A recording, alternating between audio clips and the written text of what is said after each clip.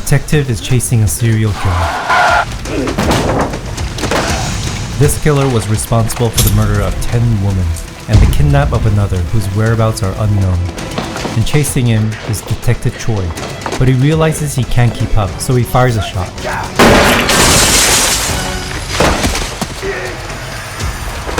But he's a relentless runner, and Detective Choi can barely keep up.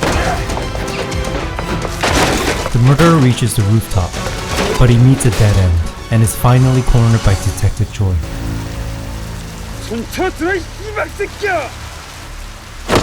Just when Detective Choi thought he had him, the serial killer makes a crazy leap.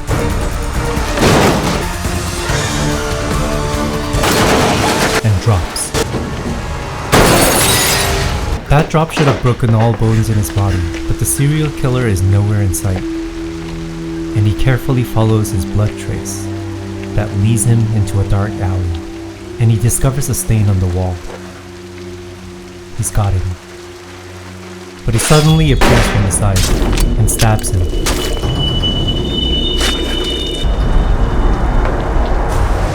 Now, at the brink of death, the serial killer decides to spare his life and tears his mouth.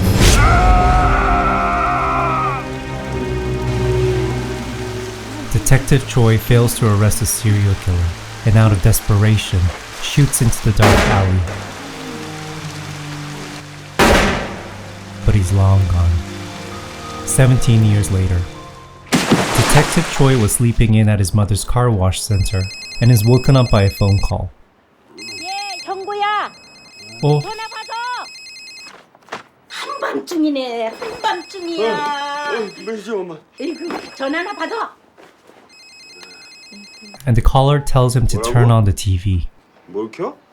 The serial killer Detective Choi had failed to arrest 17 years ago appeared on national television to confess his crimes. But the statute of limitations had already expired, so there was no way he could be prosecuted. His name was Lee Do-seok, and he was hosting a press conference to promote his autobiography that detailed how he murdered every one of the 10 victims. The publisher hypocritically sells Lee Do-seok as a person who's come to regret the murders. But it's hard to believe a real serial killer would actually expose himself, so he's asked. And he points to the bullet Detective Choi fired into his chest 17 years ago, and presents an X-ray, as if he was expecting this question. 이게 바로 그 탄두 사진입니다. 총상 자국을 보여줄 수 있습니까? He briefly hesitates, but he starts to undress. And there it was, the bullet wound. And he even uses a metal detector to show the bullet was still inside. The reporters were now convinced he was the real serial killer. So then came the questions regarding his motive. 완전 범죄까지 이뤄놓은 시점에서 범죄의 완전함을 스스로 깨는 이유는 뭡니까? And he puts on a world-class Oscar-winning pretentious face, saying, 죄책감이라고 해두고 싶군요. and bullshits that he wants to see an end to the kinds of tragedies written in his book. 끔찍한 사건이 일어나질 않길 바랄 뿐입니다. And then, 그리고 he scans the crowd looking for someone. 최 원장님, He was calling out his old foe 지금 이 자리에 안 계신 것 같은데 and throws a sarcastic line 죄송했습니다. 저건 네 얘기하는 거 아니야? and makes a gesture as to remind him of the scar by his mouth. The press conference was a success, and everyone wanted to get their hands on the serial killer's book, which sold out on the day of its debut. And Lee Do-seok became the hottest celebrity in the country, as people were mesmerized by his charm and his looks. With the money from his book, he goes on a charity parade as if he really cared about society. And he even visits one of the victims' family to seek forgiveness.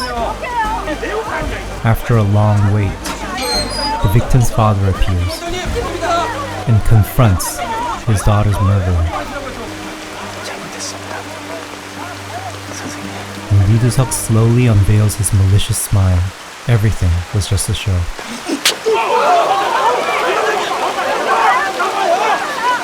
But in the crowd were two suspicious people who were observing Lee Do-seok closely. She was the mother of the 11th victim who was kidnapped and suspected to be dead, but whose body was never found. 난 그놈이 내 눈앞에서 고통스럽게 죽어가면 Lee Do-seok's public appearance meant they could avenge their loved ones, and a few assembled to devise a plan to kidnap the murderer. Knowing that Lee Do-seok had bodyguards 24/7, they target the swimming pool he used every morning. And the plan was to unleash poisonous snakes into the pool, which would give them the opportunity to kidnap him. And they execute. And one of the snakes bites Lee Do-seok's face. His personal guards belatedly pull him out of the pool and call an ambulance. And the ambulance arrives at supersonic speed because the victim's family were disguised as paramedics.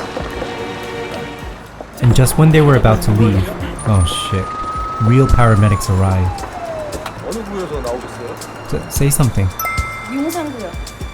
저희가 용산군데. Of all the places you could have named. 저기 뭔가 참고해 주셨나 본데요. 제가 요번에 발령받은 용산 사건다. And the ambulance takes off as he buys them time. And so begins the legendary chase that will blow your mind.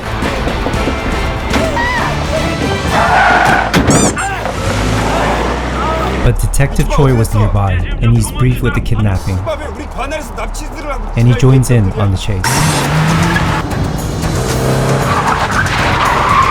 And in that split second, he recognizes the driver and turns the car around to pursue. Detective Choi hits the car from behind to wait Lee Do-seok up. Well calculated. And he strikes the ambulance again. And Lee Do-seok pulls off a world-class escape. Detective Choi immediately decelerates, but this crazy dude just wasn't ready to let Lee Do-seok go. Lee Do-seok does another crazy stunt by jumping onto his bodyguard's car.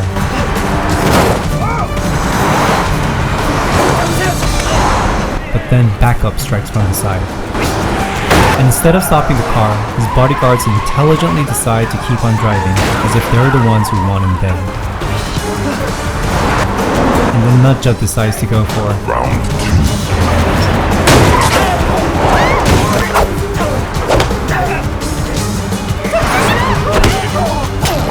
All of this is just like witnessing an acrobatic circus performance.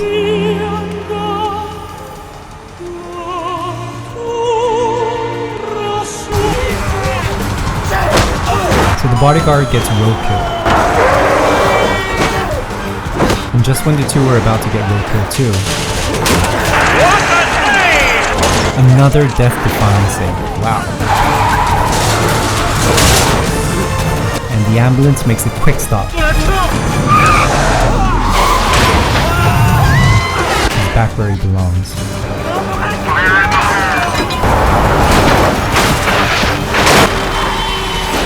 So after nearly getting cancer editing this action scene, the victim's family succeed in kidnapping Lee Do-seok.